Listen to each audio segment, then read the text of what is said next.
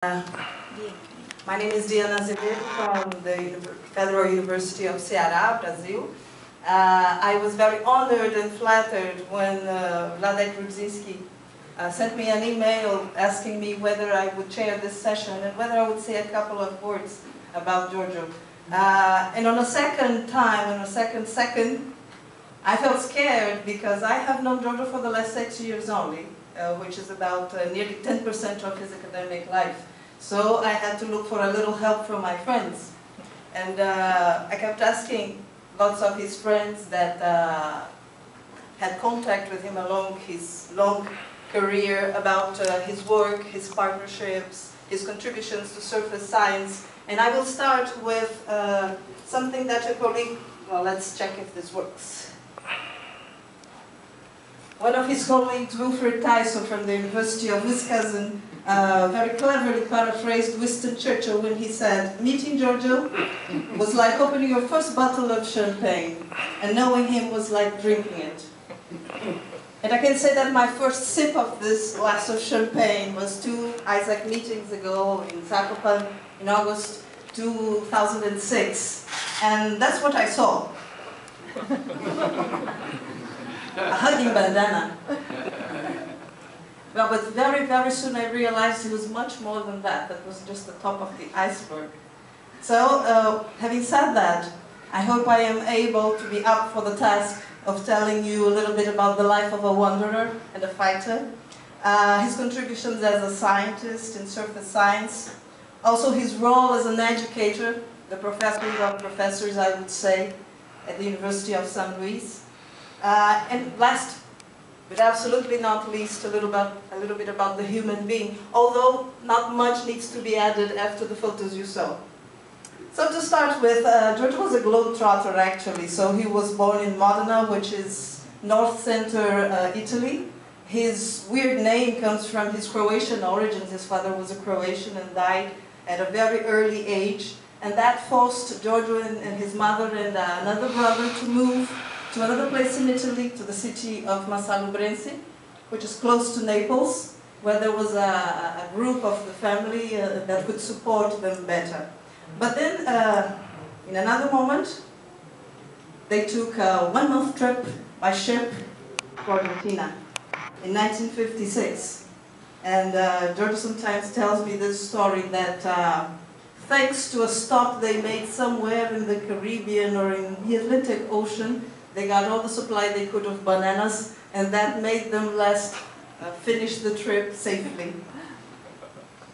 Well, there in San Luis, there is a little mistake because he arrived in Buenos Aires, that's that point over there. Where's the pointer? But then they moved to San Luis, which is 800 kilometers west, closer to the border with Chile.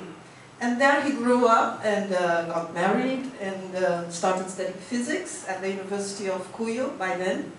And he had this short stay in the early 70s in the Argonne laboratory in the United States, then coming back to San Luis and starting his career as faculty member at the University of Cuyo. Later on, in 1976, he was forced to exile in Mexico because of the coup d'etat in Argentina. And there he spent the following 3 years at UAM, Universidad Autónoma Metropolitana de México. That's where he met Vicente Mayagoitia, and we'll be talking about this briefly in the next slides. He did not come back immediately in 1979, but rather went to Cuba, where he was there for a couple of years organizing all the information about the missing people during the dictatorship period. And this is something that many people do not know, but also makes up a great man. Well, he came back then after that, and there was a time of building things up in his own university. And in the early 90s, he had this short month period in the University of Alicante with Francisco Rodriguez Reynoso. Coming back to Argentina later on, he had to move again, but this time due to economic reasons. In years 2002, 2003, and again, he was in Mexico in the same group of Professor Vicente Mayagoitia, who had died by then, but he kept on the fruitful cooperation he had with that university.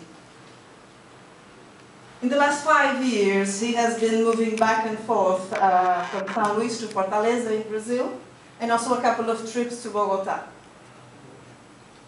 Well, in the first years, as an academician, he was dedicated to the study of stochastic processes, but applied to the phenomenon of cascades, of very high energy cosmic particles. And I like this photo because it is a meeting that was held in one of the mountains of Bolivia. It was a laboratory funded by the Japanese, where he met a very famous Brazilian physicist, Zgrablich, which is depicted there with this cap, and that's Giorgio on the left.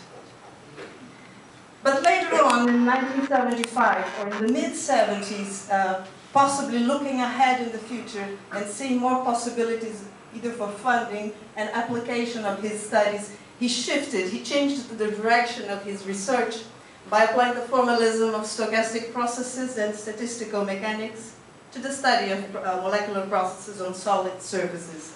And there is this reference paper published in 1975, Zgrablich and Ripa, where a generalized Gaussian model was developed, which allowed for the characterization of surface energy topography for a finite correlation length. And this was something that one of the reviewers at that time said had been expected for a long time by many of those of the surface science community. During the period, he spent his exile in Mexico from 76 to 79. That's where he met Vicente Mayagoite. You can see Vicente on the left, Giorgio in the middle, and their young student, Fernando Rojas, who is now a full professor at UAM. The friendship was so, well, only the word in Spain comes to my mind, but anyway, it was quite a friendship, and many times they are compared to the twins. Yes, who is who? What's the word in Spanish? Entrañable. Well, and maybe the reference paper that was published between the two groups was published in 1990, dual site bond description of heterogeneous surfaces. And in this paper, a dual description based on a network of sites and bonds is developed for the characterization of the absorptive energy of a heterogeneous surface. By this time, in the early 90s, other groups had been working on the same topics under different perspectives.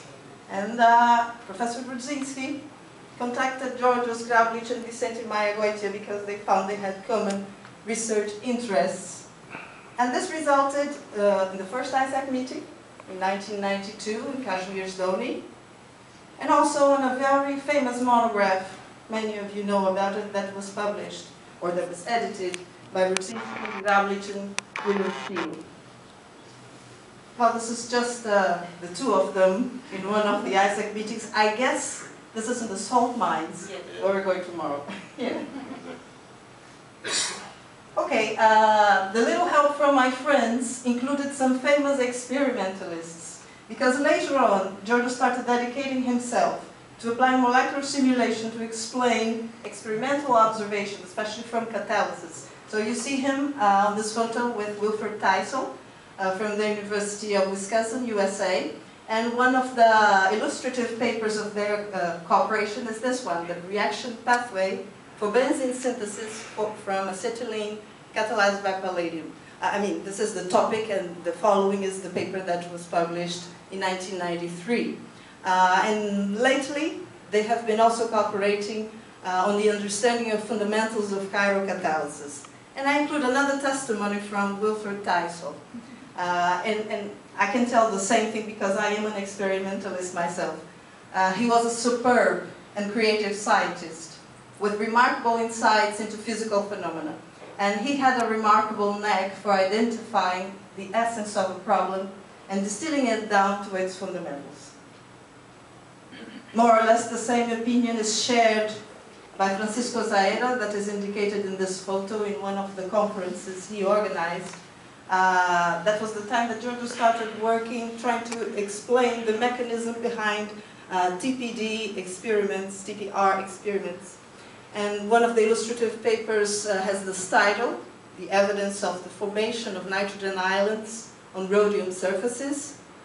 And about him, Zaida would say, professionally, he had a great intuition for finding the key elements that would make his simulations explain experimental observations. So he helped us to understand phenomena related to NO reduction catalysis and to chiral adsorption via Monte Carlo simulations. During the period that Giorgio was with Paco Rodriguez Reynoso, they started working on the characterization of carbons, microporous carbons. So in 1992, he spent a period of several months in the University of Alicante, where he had the opportunity of carrying out a research project funded by the regional government. And this project was devoted to the application of Monte Carlo simulation to microporous carbons.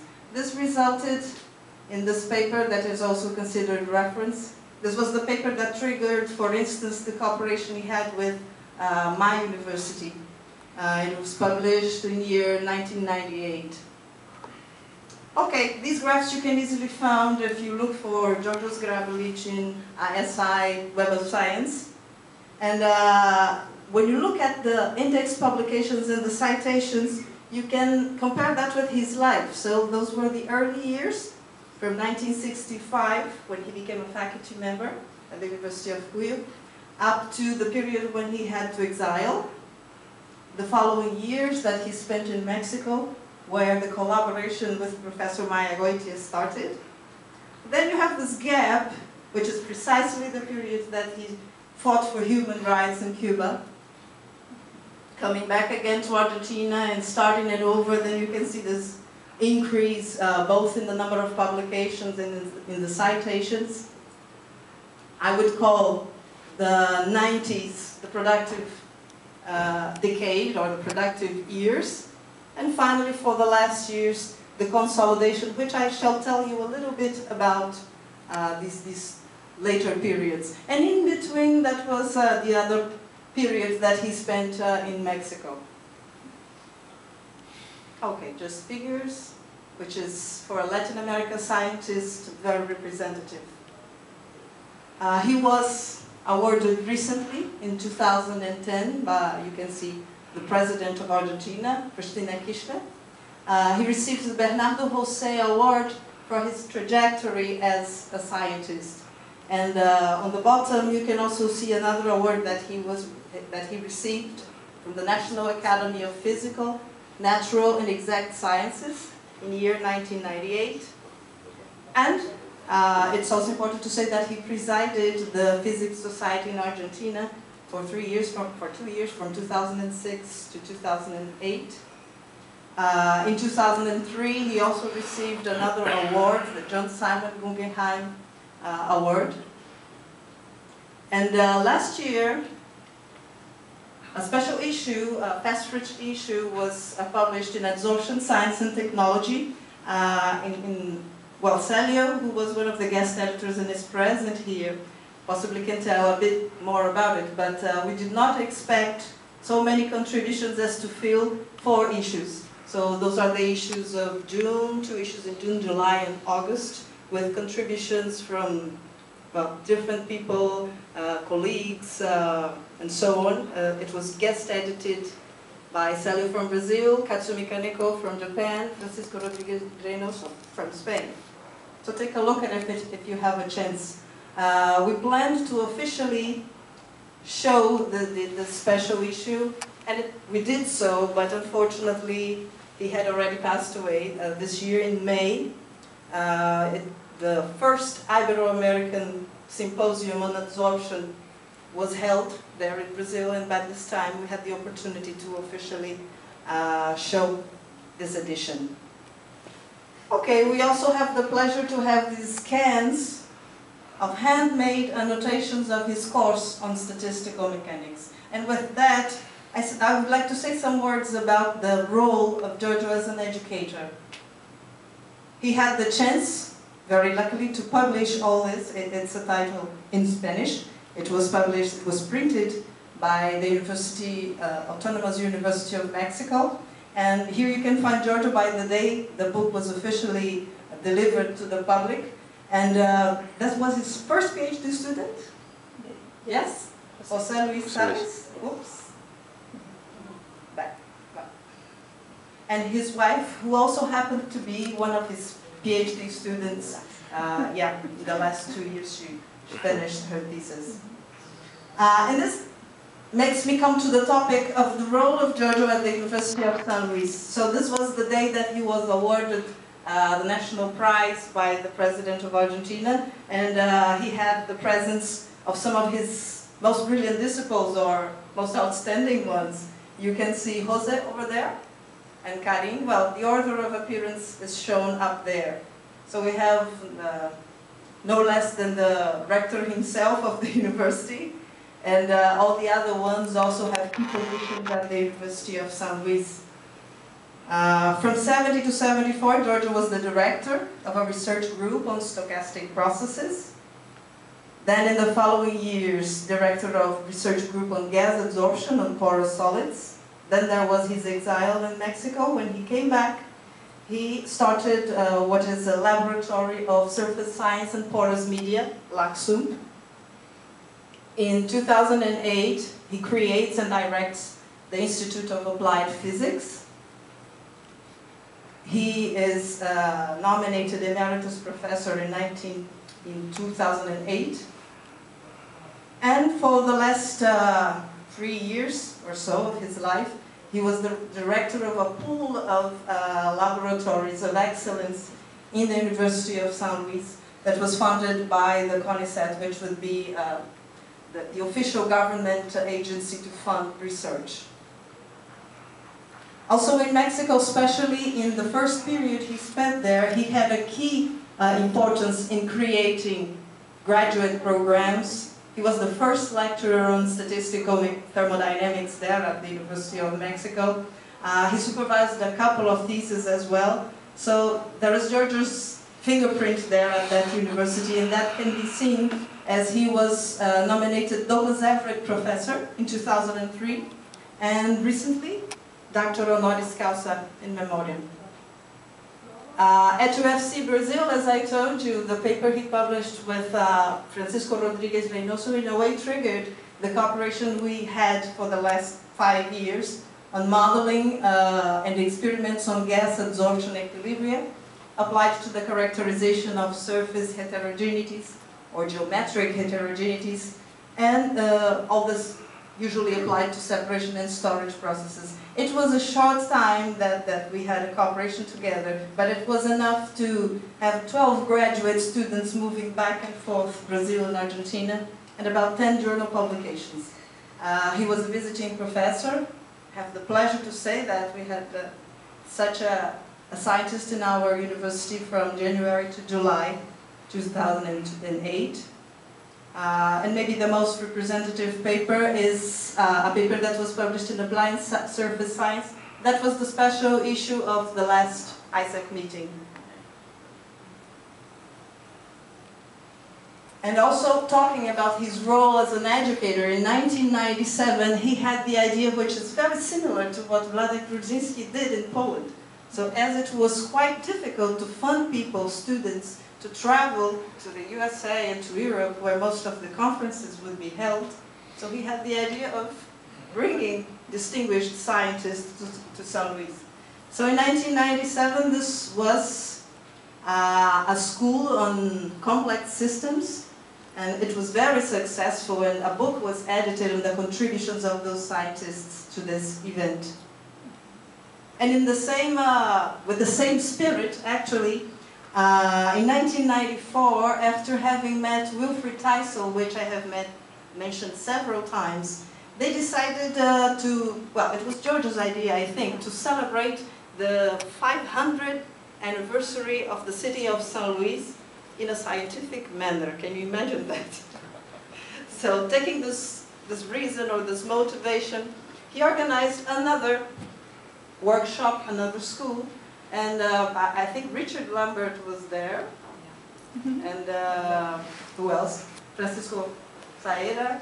Well, It was so successful, the first one was held in 1994, that these two scientists from the USA managed to get funds from the NSF to continue funding this school in Latin America. So you can see that all the other editions were held either in Argentina, Venezuela, Mexico, Brazil. This photo was taken in Merida. This one obviously in Mexico, where you have, I would say, the honorary committee, Giorgio, Wilfried Taiso is over there, and Francisco Saera. And kneeling, we have Fernando Rojas. Again. Well, in this photo that you all laughed a lot about was the last São Luís meeting that was held in Brazil, in the city of São Pedro. And as I said, it became so famous that nobody had a better name for them but São Luís. Talking about his impulse in South America, in 2007, and ever since, he had been cooperating with the group in Colombia of Universidad de los Andes, Professor, or is he? Juan Carlos Moreno, and his wife, Professor Liliana Giraldo. In 2008, as he was a visiting professor in Brazil, he helped us organize what was the first South American symposium on absorption science and technology. In 2009, Karim Zapag organized what was the first, I would say the first Argentinian meeting on absorption and its applications. And this year, as I told you before, we had, that was conceived by him. Unfortunately, he could not see it come true. But we had the first Ibero-American symposium on absorption. Well, I always say that I think Giorgio is one of the souls of Isaac. You will see some photos, not many, where you probably recognize yourselves.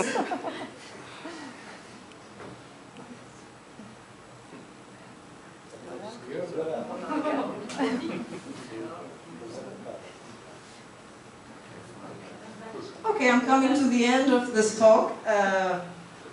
We still have a lot of time. I will not take questions, but you can feel free to share other things which I omitted, or correct me if I said anything not precise enough. So coming to the end of my talk, again I come with the help of Eddie Taiso. He said that Giorgio had a wonderfully engaging personality. So being with him turned a meeting into a party, and a party into an occasion. He was fond of pointing out that the original meaning of symposium was drinking party or drink together. And the role of the chair was to decide if the wine should be diluted. But Giorgio it never was. So again, this photo, I guess it's the salt pipe? Yeah. And this is his characteristic gesture, open arms to everyone. These are other drinking parties. This is in Edinburgh in 2008, I guess. Yes, Pinoro.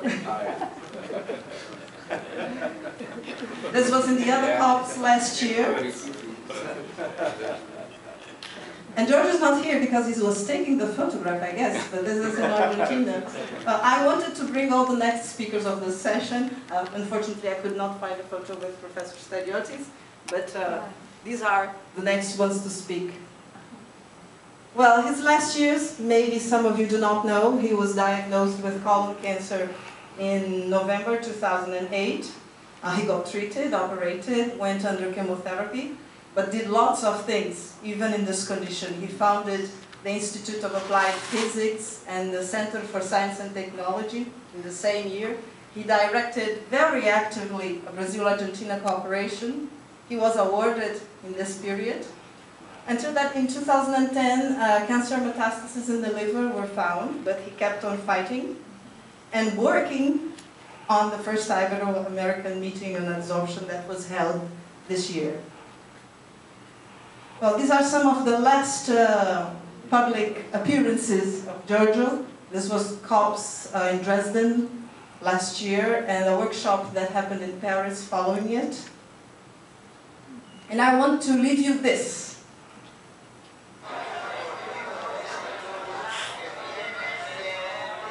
That was in Dresden as well. If somebody wants to sing, you can sing along.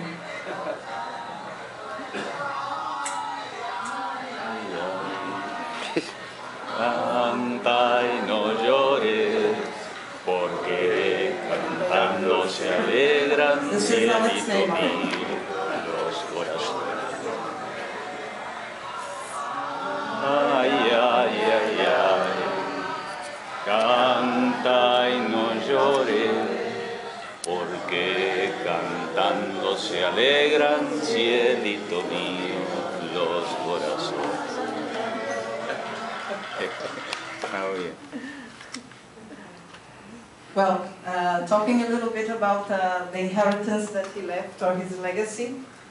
Nowadays, there are many research groups at the Department of Physics held by disciples of GiorgioZgrablich. Just for you to have an idea, it's a total of 28 researchers, 24 graduate students, 8 undergraduate students, and the following main research areas are followed. Granular media by Professor Ana Vidalis, kinetics and surface diffusion, and tribology as well, Drs. Victor Pereira and Sergio Manzi. Simulation and statistical mechanics of complex systems by Dr. Antonio Ramirez Pastor. Process simulation in nanostructures by Dr. Raul Lopez. They are eminently theoretical works, but there is also, well, this one I'm not sure. Superconductors and microstructured magnetic materials by Dr. Roma. And the experimentalist of the group, Professor Dr. Karin Sapag, which leads the laboratory of porous solids. Also about the near future, that's a small advertisement. Those of San Luis, they may talk about it further when I give them the microphone, are organizing the first GiorgioZgrablich School on Adsorption. There is no fixed date yet, but it's supposed to be held in February 2013 in San Luis on the occasion of the first anniversary of his decease. It is intended to graduate students and young researchers. 12 lecturers have already confirmed their presences. And after that, then the second, what I call Argentinian meeting on absorption, adsorbents, and applications. And the book with the proceedings of the school will be published. With that, I would just like to acknowledge some of the people that helped me out with photos, with testimonies, with information of periods I did not know about. All of these, thank you so much for the help. And finally, for those who just know the melody, what that song says is, sing, don't cry, because singing, my dear Heavenly One, gladdens the heart. And I think this is the message that he would give us today. Okay? So with that, I thank your attention, and I give the floor to anyone who would like to make use of the microphone.